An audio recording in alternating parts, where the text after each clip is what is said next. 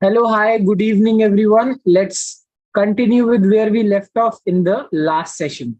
So, we have already completed the solutions for 25 questions, and today we will be doing 26 to 50, like another 25 questions. Okay, so let's start it from question number 26.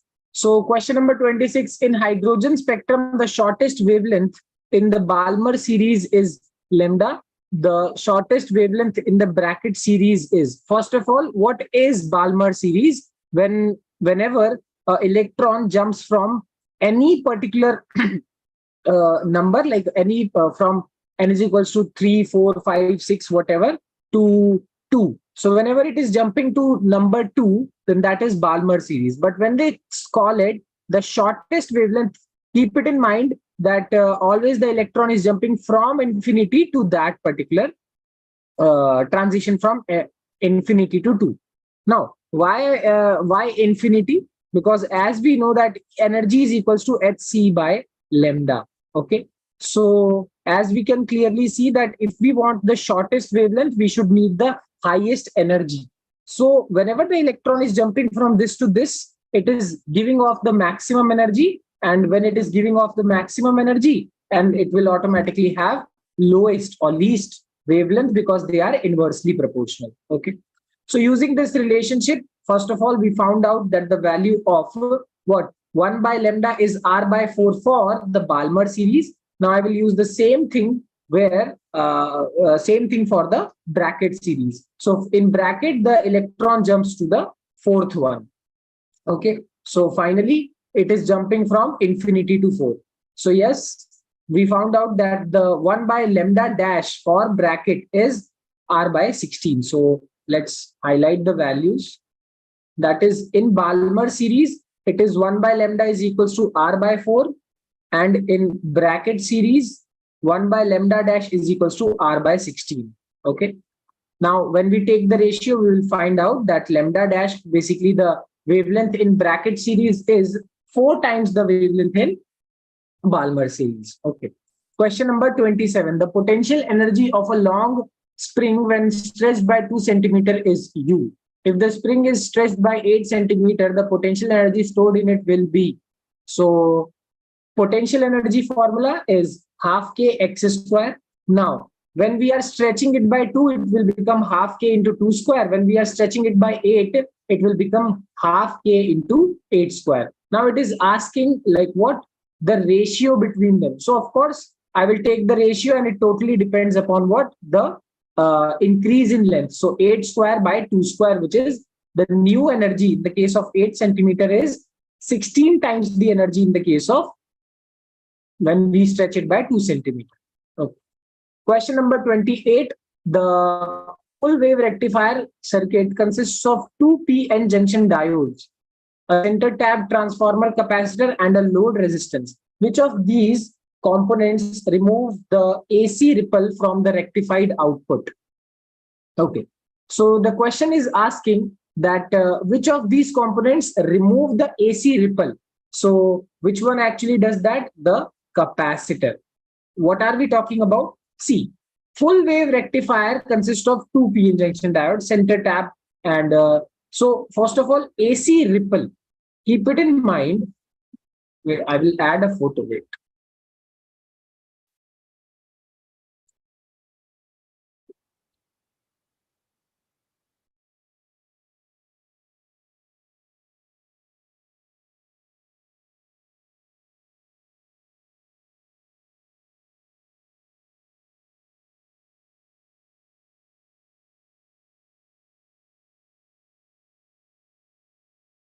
So if we will see the waveform, so you will look onto something like this. This is also a full wave rectifier, although this is the full wave bridge rectifier. We have 4 diodes over here, but that's not the main point. We have to understand that this is how the rectified wave actually looks like. Okay. Now the rectified wave looks like this, but this is without the capacitor. Okay? This is without the capacitor. But what if we use a capacitor? So with the capacitor, it will look like this. So as you can see the ripple. So who is this, like which device is able to remove this ripple? Only capacitor can do it. Okay. Next, question number 29. The magnetic energy stored in an inductor of inductance 4 microhenry carrying a current of 2 amperes is. So for simple formula is what? Half Li square. So the formula is half Li square, and the value of L is also given in the question. Value of I is also given in the question. We will put that and we will get the answer. Okay. Next, question number 30. If the EDS over a surface is 0, it means the flux is 0. Then what can we say about it? Okay. We can say that the number of flux lines entering the surface must be equal to the number of flux lines leaving it. See, flux, what is the meaning of flux? There are multiple definitions to it. We can also define it mathematically. That is the dot product or the integral multiple of electric field and area vector is also known as flux. You can also define it as the 1 by epsilon naught times the charge enclosed by a surface.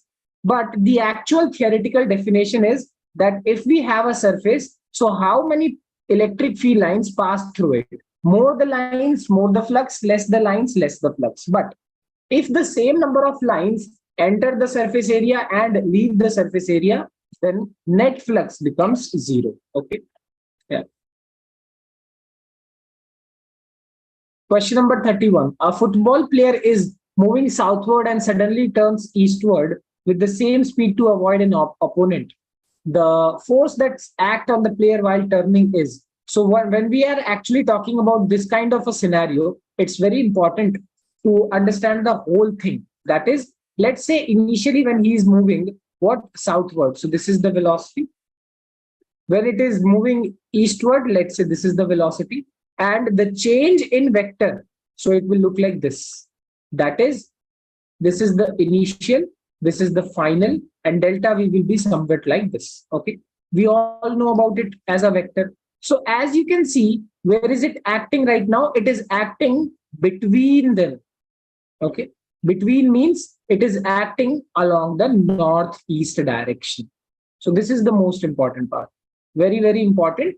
That is, yeah, that the force might be acting like it's kind of taking a circle. So like you can also imagine it like in this way. So if he's running like this, and let's say over here he gets skid, like he's slipping out. So he will slip out in the outside direction. So that indicates that this is the direction of the force. So the answer will be along northeast. This is a good question. Question number 32. Let a wire be suspended from the ceiling and stretched by a weight W attached at its free end. The longitudinal stress at any point of the cross-sectional area A of the wire is. So longitudinal stress at any point of. Okay. So if we want to calculate longitudinal stress means the what? Force per unit area. That is the formula for stress. So how much force is there? That is the weight. That is equals to force, and area is, I think, clearly given in the question, A. So yeah, that is the answer. W by A, force by area is equals to stress. It's a very simple question. Next question. Angular acceleration of a body moving along the circumference of a circle is along the axis of rotation. See, when we talk about rotational bodies, so when a body is rotating, so at the point of axis, outside, we basically perpendicular. Okay, this is where the torque, or we can say the angular acceleration, acts. Always keep it in mind, the centripetal force and acceleration might be in this direction. Okay, like, or sorry, the centripetal force and the acceleration might be in this direction towards the center, but torque is always acting perpendicular to the plane in which the body is rotating. Yeah, so very important. Question number 34. In a plane electromagnetic wave traveling in free space, the electric field component oscillates sinusoidally at the frequency of 2 × 10⁻⁻⁰ hertz and amplitude 48 volt per meter. Then the amplitude of oscillating magnetic field is, this is one of the easiest things you can actually be asked from this chapter, because it's a simple relationship that electric field by magnetic field is equals to C. Okay.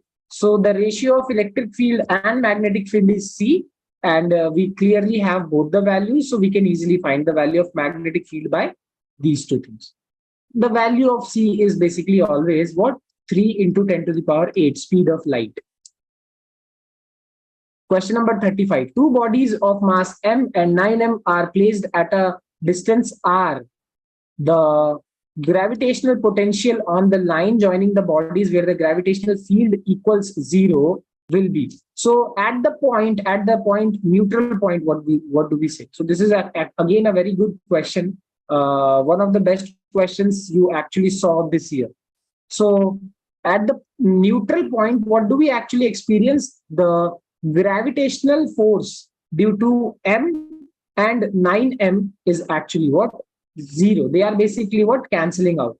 So this is also attracting it. This is also attracting it. The m will be applying a force due to small m is equals to what? G, then m into what?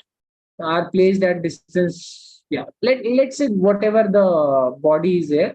Let's say a body with mass capital M by R1 square, and force due to the 9m body will be equals to what? G into 9m into capital M by R2 square. So according to the question given, the Gm into capital M by R1 square is equals to G 9m into capital M by R2 square. So what will happen? M and M will get cancelled out, G and G, and M will get cancelled out. So you will actually find a relationship between these two. So you will also see that R2 square is equals to R1 square into 9, or R2 can be equals to 3 times 9. Yeah, 3 times 9. 3 times R1. So this is also a way of doing this question. Over here, it is asking you the gravitational field. So you can also do it in a different way. Yeah, exactly. So if the total distance is like, this is the relationship we just found. Yeah. So we can clearly say that if R1 plus R2 is equals to the capital R, and the value of R2 is equals to 3R1, so we can clearly say that R1 is equals to what? R, 4R1. So it will become R1 is equals to R by 4. And similarly, R2 is equals to what? 3R by 4. So we can clearly say this thing. I have solved it all the way. They have used this shortcut over here, but I'm telling you the value of R2 will be 3R by 4, and R1 will be what? R by 4. Yeah. Now, when we talk about the gravitational potential at point P, so what will happen? So gravitational potential formula is minus m by r. So minus gm by r from here to here is r by 4. Gm by r from here to here is what? 3r by 4. So we'll just simply do that and we will get the answer. Now we are here to the section B. And yeah.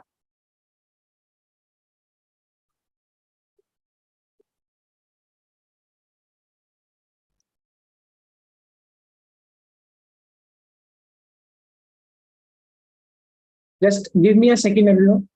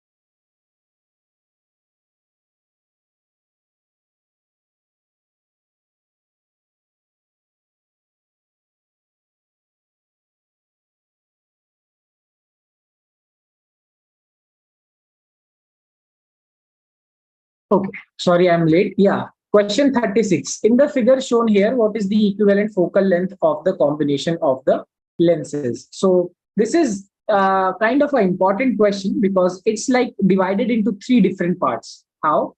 We can say that this part of the water is behaving like a one side plano-concave lens. This is also behaving like a plano-concave lens. And of course, this one is a convex lens. So what we will use, we will actually try to find out the focal length of all three of them. Yeah. So when I will find out using this particular formula, and this is also important to note that this means the median. So first of all, we will apply it for this case. And we can say for this one, the value of R on this side is infinity, whereas R on this side is infinity. So yes, we can apply it for F1, F2, F3, and then we will equivalent use this 1 by F1 plus 1 by F2 plus 1 by F3. Okay. The trick to this question is only understanding it that there is not only one lens, there are three lenses with what two plano-concave and one single convex lens. Okay. Next is calculate the maximum acceleration of a moving car so that the body lying on the floor of the car remains stationary. The coefficient of the static friction between the body and the floor is 0.15. Okay. So first of all, when we talk about these kinds of questions, we should understand that the force is mass into acceleration. Okay. And when we talk about what the frictional force, so that is equals to mu mg, basically mu r, and r is equals to what? Mg, the weight of the body.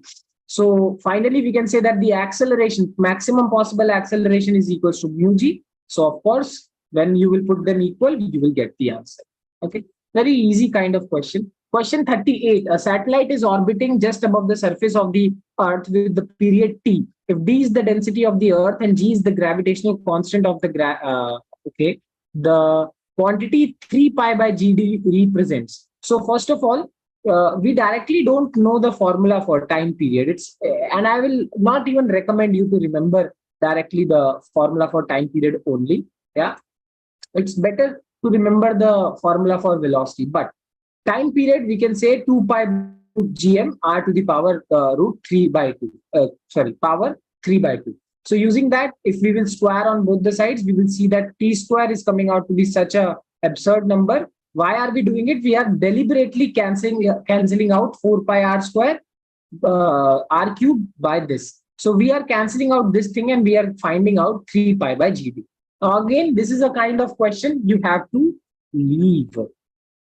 Now, why am I saying this? This is not a question one can attempt on their own, or it's very hard that something like this can click in your mind. Okay, but if you can do it, well and good. If you are not able to do it, no problem, because section B has 15 questions, out of which you have to do 10 only. So you have to leave some questions. So you have to leave this question. This is a smart move. Okay. Although I am telling you the solution, but still it's the smart move to leave the question. Question number 39. The xt graph of the particle performing simple harmonic motion is shown in the figure. The acceleration of the particle at t is equals to 2 seconds is.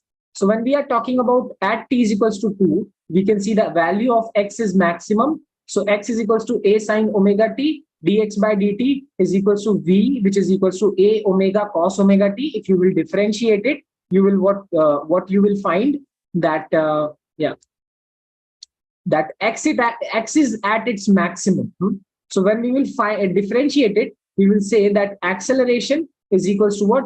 2 pi by 8 whole square, and we can put the value of a omega. Basically, we are picking up the value of what? The omega from here.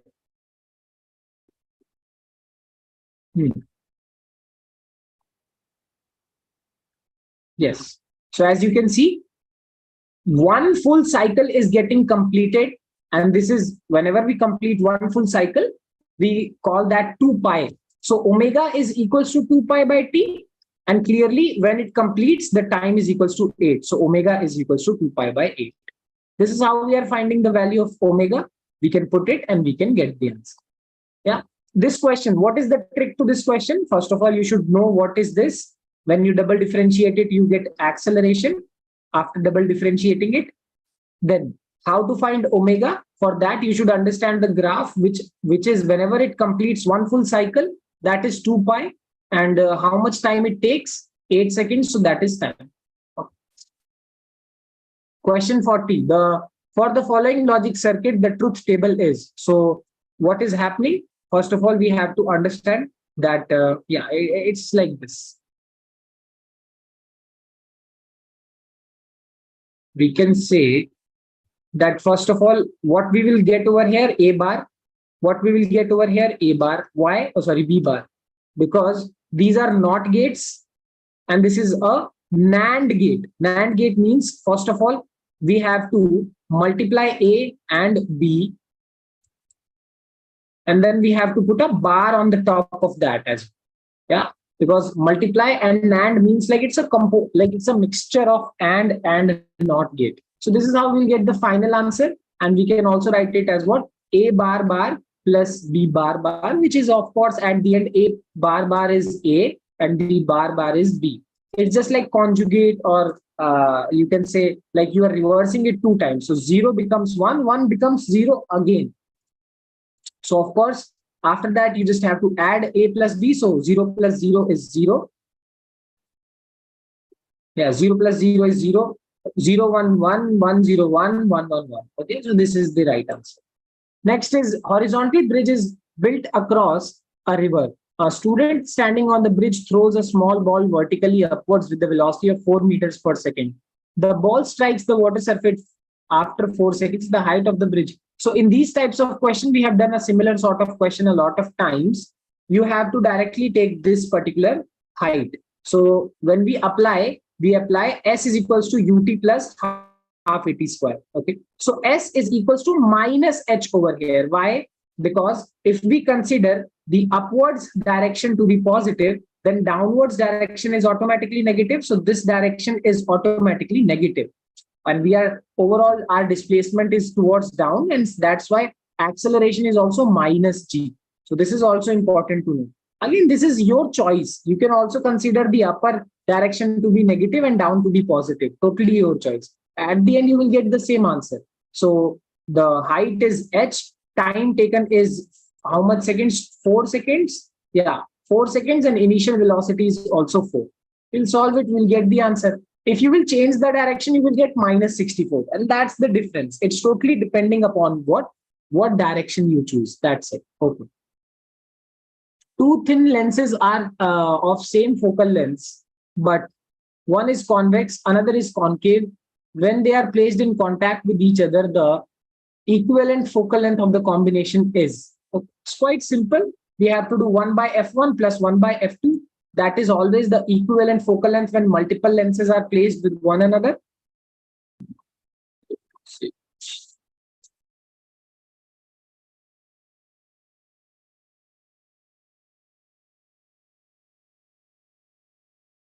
Yeah, when the multiple lenses are placed with one another. So if we talk about the convex, it always has a positive focal length, whereas when we talk about concave,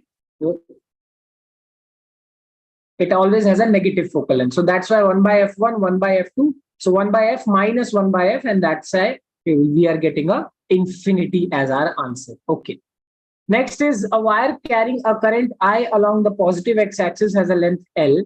It is kept in a magnetic field, which is given. The magnitude of the magnetic force acting on the wire is. So a very simple question. Why we have to use the formula I into L cross B? Yep. We have the value of direction of L. We have the direction for B. And whenever we do for cross product, we know that I cross I will actually give you what? 0. So you have to do I cross J and I cross K. That will give us the answer. A bullet from a gun is fired on a rectangular wooden block with a velocity U. When the bullet travels for 24 centimeters through the block along its length horizontally, the velocity of the bullet becomes U by 3. When it further penetrates into the block in the same direction before coming to the rest exactly at the other end of the block, the total length of the block is. Oh, it's quite simple. You can do this equation in 2 times. First, you will apply v square minus u square plus 2s till the journey where the velocity, initial velocity is u, and final velocity is u by 3. It becomes 1/3. Okay. So we are applying this for the first section, and we found out that 2ax is 8u square by 9. Similarly, we can apply it from starting, where initial velocity is u, but final velocity is 0.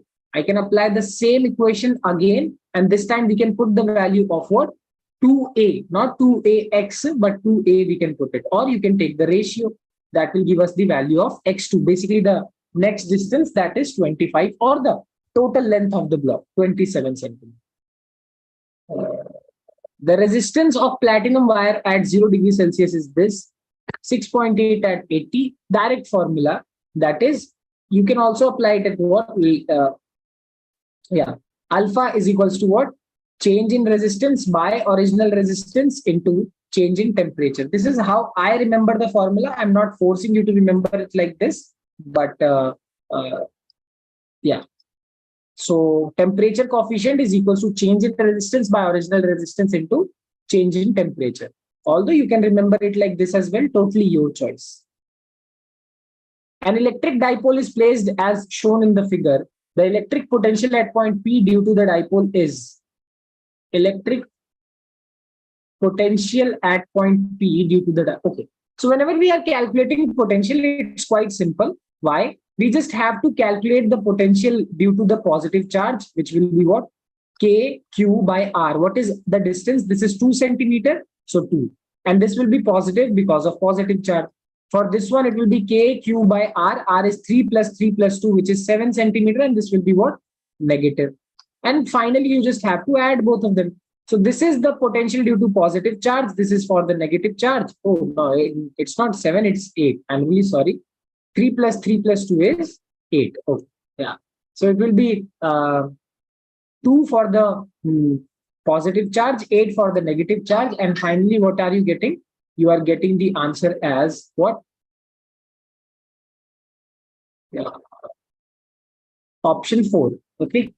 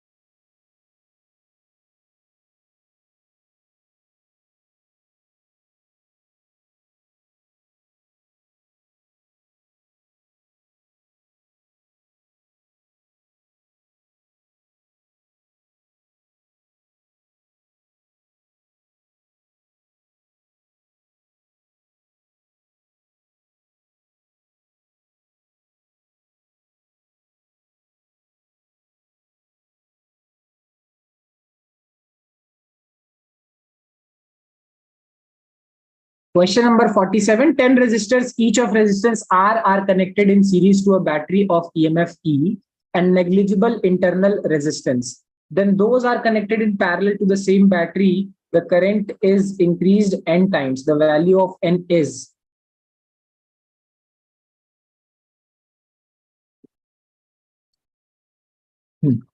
So 10 resistors, each of resistance R are connected in series to a battery of EMF E and internal resistance R. Those are connected in parallel. Okay. So when they are connected in parallel, so what will happen? The connected in parallel to same battery, then the current is increased n times. So when they will be connected in series, so R plus R plus R up to 10 times will give you 10R. Whereas when they are connected in parallel, so one like this, so it will be 1 by R plus 1 by R plus, so it will become what? How much? 10 by R. Okay. And then you will flip it as well. So finally you will get R by 10 as your answer. So for series, 10R, for parallel, R by 10, and you just have to what? Take the value of n. So you can take the ratio, and you will get the value. Okay. Question 48, a very long conducting wire is bent in a semicircular shape from A to B as shown in figure. The magnetic field at point P for steady current configuration is given by at point P. So if we want to calculate the magnetic field at point P, so like for what, first of all, this is a semicircular arc and we will calculate the magnetic field due to this at the center. Okay. So how much is it? Mu naught I by 2r. Like actually the formula, just a minute.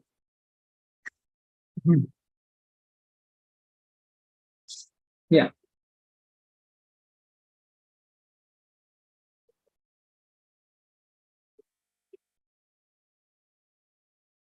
Yeah. So first of all, we have to check the direction. Okay.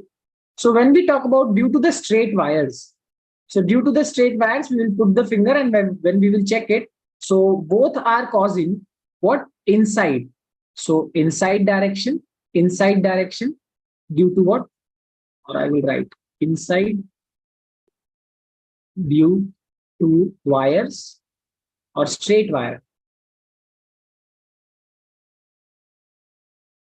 Whereas outside due to this, outside due to this. Okay. So inside due to the straight wire and outside due to this. So what can we say now? That if we want to calculate the total value, it will be quite simple. The formula is how much? Mu naught I by 4 pi r. It will be like, it's not written properly. Let me write it. Mu naught I by 4 pi r. This is for the straight wire. And there are two straight wires and we are adding them. So that's why we are multiplying it by 2. So we multiply it by 2 and that's why we get a 2 over.